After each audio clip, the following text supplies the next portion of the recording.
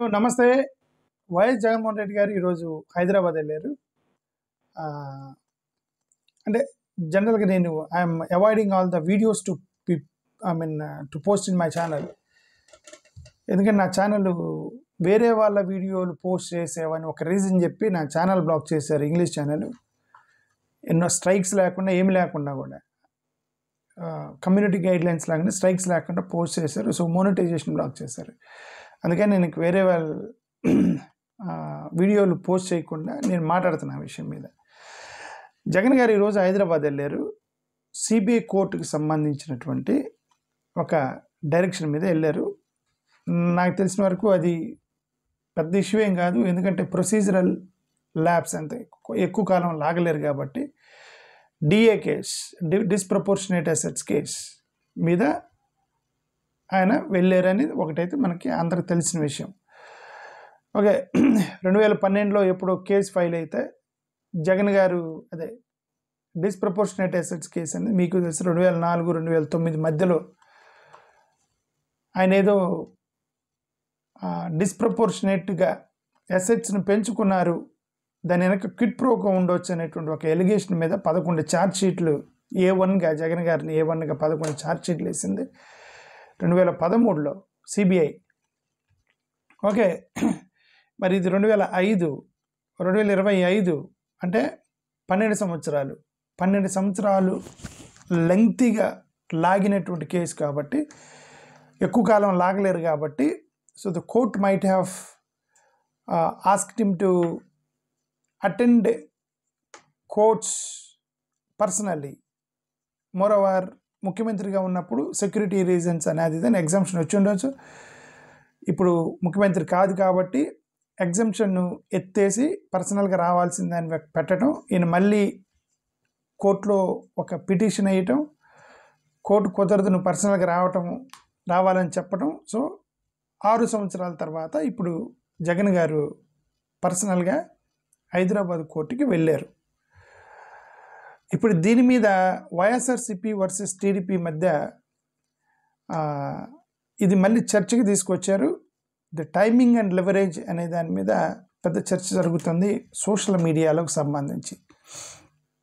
2024లో TDP మళ్ళీ అధికారంలోకి రాగానే జగన్మోహన్ రెడ్డి గారికి సంబంధించిన అలా స్టాల్ అయినటువంటి ఆగిపోయినటువంటి కేసులు మొత్తాన్ని స్పీడప్ చేశారు టీడీపీ వాళ్ళ యొక్క ప్రెజర్ తోటి. ఒకటైతే మనకు అర్థమైంది, ఒకటి ప్రొసీజరల్గా డిలే అయింది. ఇప్పటికీ 12 సంవత్సరాలు కాబట్టి ఎక్కువ కాలం కోర్టులు ల్యాక్ చేయలేవు కాబట్టి ఆ రీజన్ బట్టి ఒకటి. ఇది రెండోది, 2024లో టీడీపీ అధికారంలోకి రావడంతో వీళ్ళు పిటిషన్లు వేయటం, నెట్టడం అంతా కూడా వీళ్ళ యొక్క పని. రెండు రీజన్స్ ద్వారా ఇప్పుడు దాన్ని మూవ్ చేశారు కేసుని. ఓకే, వర్ల రామయ్య గారు లాంటి వాళ్ళు ప్రెస్ మీట్లు పెట్టి మీరు కావాలని డిలే చేస్తున్నారు, జగన్ గారిని ఎవరు కాపాడుతున్నారు, ఇవన్నీ కూడా యాంటీ కరప్షన్కి సంబంధించని ఆయన రఘురామకృష్ణరాజు గారు కోర్టులో కేసు వేయటం, త్వరగా మీరు దాన్ని తేల్చడానికి కోర్టులో కేసు వేయటం, ఇవన్నీ కూడా రీజన్స్ ఇప్పుడు జగన్ గారిని కోర్టుకు రమ్మని చెప్పడానికి కారణం. ఓకే, పొలిటికల్ వైసీపీ వాళ్ళు as it is political revenge అని చెప్తున్నారు. మీరు అధికారంలోకి రాగానే ఇప్పుడు సిబిఐని, ఈడీని మళ్ళీ ఇచ్చేశారు, యాక్టివేట్ చేశారు మళ్ళా. సో కాబట్టి కోర్టుకు రమ్మన్నారు అని చెప్పేసి వైఎస్ఆర్సిపి వాళ్ళు ఎలాగూ అనుకుంటున్నారు. Okay, so the revenge politics అనేవి అప్పటి నుంచి ఉన్నాయి. రివెంజ్ పాలిటిక్స్ అనేవి వీళ్ళు వస్తే వాళ్ళని, వాళ్ళు వస్తే వీళ్ళని రివెంజ్ తీసుకునేటువంటి పాలిటిక్స్ అనేవి 50 సంవత్సరాల నుంచి ఉన్నటువంటి చరిత్ర ఆంధ్రప్రదేశ్లో. ఇప్పుడు క్యాడర్ ఏంటంటే డెఫినెట్గా టీడీపీ, జనసేన, బీజేపీకి సంబంధించినటువంటి క్యాడర్ ఏమో ఈయన 6 సంవత్సరాలు కోర్టుకి వెళ్ళలేదు, కోర్టుకి వెళ్ళాడు ఫస్ట్ టైం అని పండగ చేసుకుంటున్నారు. And they are enjoying that Jagan went to court after 6 years. ఇంకా కొంతమంది అయితే అరెస్ట్ చేసేస్తారు జగన్, ఇంకా అక్కడ కోర్టుకి వెళ్ళగానే అరెస్ట్ చేసేస్తారు, బెయిల్ క్యాన్సిల్ చేసేస్తారని ఆ ఎక్స్ట్రీమ్ ఎక్స్పెక్టేషన్స్కి వెళ్ళిన వాళ్ళు కూడా ఉన్నారు క్యాడర్ కొంతమంది. బట్ వేరే వైసీపీ వాళ్ళు ఏంటంటే వీళ్ళు ఆబ్వియస్లీ డిమోరలైజ్ అవుతారు, డిసప్పాయింట్ అవుతారు. ఎందుకంటే 6 years తర్వాత మళ్ళీ కోర్టుకు రమ్మన్నారు అనేటువంటి ఒక డిసప్పాయింట్మెంట్ 100% వైఎస్ఆర్సీపీకి ఉండేది. మోరోవర్ ఎలియన్స్ డెఫినెట్లీ బీజేపీ ఎలియన్స్లో ఉన్నారు. బీజేపీ, టీడీపీ, జనసేన ఎలియన్స్లో ఉన్నారు. జగన్ని కాపాడటమా లేకపోతే చంద్రబాబు నాయుడు గారు మాట వింటమా అంటే ఇప్పుడు బీజేపీ జగన్ని కాపాడలేరు, చంద్రబాబు నాయుడు గారి వైపుకే మొగ్గుతారు. ఎందుకంటే ఎలియన్స్లో ఉన్నారు. పొత్తు ధర్మం మీద ఉండేది కాబట్టి ఆ ధర్మం ప్రకారం చంద్రబాబు నాయుడు గారు మాట వింటారు తప్ప జగన్ గారి మాట వింటారు బీజేపీ వాళ్ళు ఇప్పుడు ఉన్నటువంటి కాంటెక్స్ట్లో. కాబట్టి ఆబ్వియస్లీ వైఎస్ఆర్సీపీ వాళ్ళు టీడీపీ, బీజేపీ కలిసి జగన్ని టార్చర్ పెడుతున్నారు అది ఇది అని చెప్పేసి లోకల్ క్యాడర్ పైన వాళ్ళు ఎలాగ బీజేపీని అనరు, లోకల్ క్యాడర్ మొత్తం బీజేపీకి వ్యతిరేకంగా ఉంటారు. ఆ పైన వాళ్ళే బీజేపీతో సంబంధాలు కలిగి ఉంటారు తప్ప లోకల్ క్యాడర్ మొత్తం కూడా బీజేపీ, టీడీపీ వాళ్ళు జగన్ నిరాశ చేస్తున్నారని ట్రోలింగ్ చేస్తున్నారు గ్రౌండ్ లెవెల్లో. That is going on, that is obviously okay. So ఇది యాక్చువల్గా కేసు. బట్ ఇక్కడ నాకు వచ్చిన డౌట్ ఏంటంటే why Narendra Modiji is not closing YS Jagan's cases despite YSRCP's recent support to BJP and continuous support to BJP. వాళ్ళు కంటిన్యూస్గా బీజేపీకి సపోర్ట్ చేస్తున్నప్పటికీ కూడా అప్పుడు 21 మంది ఎంపీలు, ఇప్పుడు ఒక 10 మంది ఎంపీలు ప్లస్ రాజ్యసభ ఎంపీలు వీళ్ళందరూ కలిసి కంటిన్యూస్గా బీజేపీకి మద్దతు ఇస్తున్నప్పటికీ కూడా why Modi is not interested to give relaxation to Jagannath Reddy garu in his cases. It is a big question for me personally. Why అనేది ఒక పెద్ద క్వశ్చన్ ఉంది నాకు.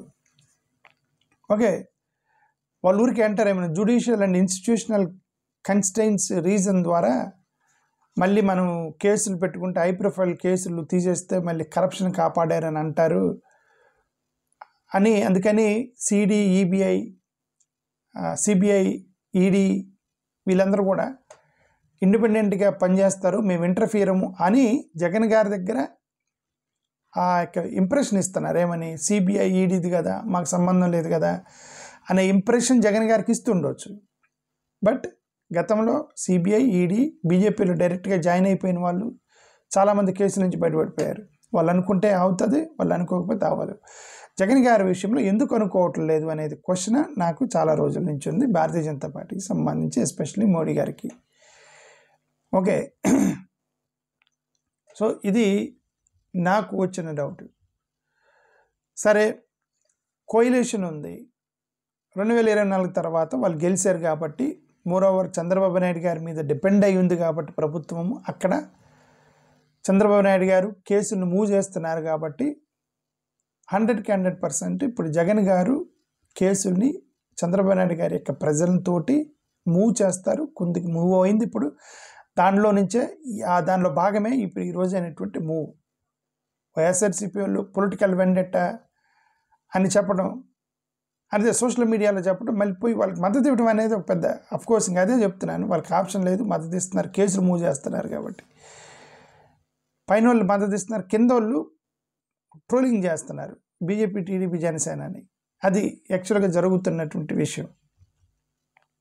ఓకే, బట్ చాలామంది అభిప్రాయం, నా అభిప్రాయం కూడా, చాలామంది అభిప్రాయం, చాలామందితో పాటు నా అభిప్రాయం కూడా ఏంటంటే జగన్మోహన్ రెడ్డి గారిని కేవలం ఒక ఆల్టర్నేటివ్ బ్యాకప్ ఆప్షన్గా చూస్తున్నారే తప్ప ఆయన్ని ఎలాగైనా మనవాడు అని బీజేపీ వాళ్ళు కనుక మోడీ గారు అనుకోవట్లేదని నేనైతే అనుకుంటున్నా. ఆయన ఓన్లీ ఒక బ్యాకప్ ఆప్షన్. చంద్రబాబు నాయుడు గారు హ్యాండ్ ఇస్తే మనకు అతను ఆప్షన్ కావాలి, ఒకవేళ పడిపోయేటట్టుంటే అతను మనకు ఆప్షన్ కావాలని ఒక సెకండరీ ఆప్షన్గా జగన్ని హోల్డ్లో పెడుతున్నారు తప్ప జగన్ గారు మనవాడు అని వాళ్ళు ఓన్ చేసుకోలేదని నేను అనుకుంటున్నాను. మనవాడని ఓన్ చేసుకుంటే కేసులు ఎప్పుడో పోయి ఉండేవి, ఈ హెరాస్మెంట్ ఉండేది. 12 సంవత్సరాల తర్వాత మళ్ళీ కోర్టుకి వెళ్ళే హెరాస్మెంట్ ఉండేది కదా జగన్ గారికి. ఓకే, అది నేనైతే అనుకుంటాను. అది ఓన్లీ ఒక టేమ్డ్ అపోజిషన్ అంటే కొంతమంది మన అపోజిషన్లో వాళ్ళని ముక్కుతాడు వేసి లాగుతూ ఉంటారు, కట్టేస్తారనమాట. ఏదో ఒకటి కేసులు పెట్టి, అది పెట్టి, ఇది పెట్టు. యాక్చువల్గా మన అపోనెంట్స్ వాళ్ళని టేమ్డ్ అపోజిషన్ అంటారు. టేమ్డ్ అపోజిషన్ అంటే మరి ఏమంటారు, ముక్కుతాడు వేసినటువంటి ప్రత్యర్థులు అంటారు వాళ్ళని ఈ తెలుగులో. జగన్ గారు ఒక టేమ్డ్ అపోజిషన్, ఎందుకంటే basically is an opponent to NDA, but is tamed by mod a గారు పైన. సో సో జగన్ గారు ఒక example of tamed opposition. Okay, ఇప్పుడు ఆయన మేబీ అవసరం వచ్చినప్పుడల్లా ఆయన చేత మద్దతు తీసుకుంటున్నారు, కానీ కేసులను హోల్డ్లో పెడుతున్నారు. నాకు తెలిసిన వరకు ఏ గవర్నమెంట్ కూడా కొంతవరకే కోర్టుల్ని మేనేజ్ చేయగలదు, సిబిఐ ఈడీలు కొంతవరకే మేనేజ్ చేయగలదు, కానీ కోర్టులు న్యాయస్థానాల్లో ఆటోమేటిక్గా పనిచేస్తాయి, ఆటోమేటిక్గా వాళ్ళు బెయిల్ తీసుకుని బయటకు వస్తూ ఉంటారు. ఊళ్ళూరు ఊరికే భయపడటమే. మోడీ గారు అరెస్ట్ చేపిస్తారు, ఆయనకి వ్యతిరేకంగా పోతాయని ఊరికే భయమే తప్ప I don't think so this will really happen. Okay, కొంతవరకు మూవ్ చేయగలరు, ఈడీని పంపించగలరు, సిబిఐని పంపించగలరు మోడీ గారు, బట్ అల్టిమేట్లీ కోర్టుని ఇన్ఫ్లుయెన్స్ చేయలేరని నేనైతే అనుకుంటున్నా. కోర్టుని ఇన్ఫ్లుయెన్స్ చేసే పెద్ద పెద్ద కేసుల్లో ఒకవేళ ఇన్ఫ్లుయెన్స్ చేసినా మరి నెక్స్ట్ అప్పీల్కి వెళ్ళినప్పుడు బయట, అందుకే న్యాయస్థానాల్లో మనం మ్యానిపులేట్ చేయడం కష్టం. ఈడీల్ని వీటిని వ్యవస్థను మేనేజ్ చేయగలం తప్ప న్యాయస్థానాన్ని మేనేజ్ చేయలేము.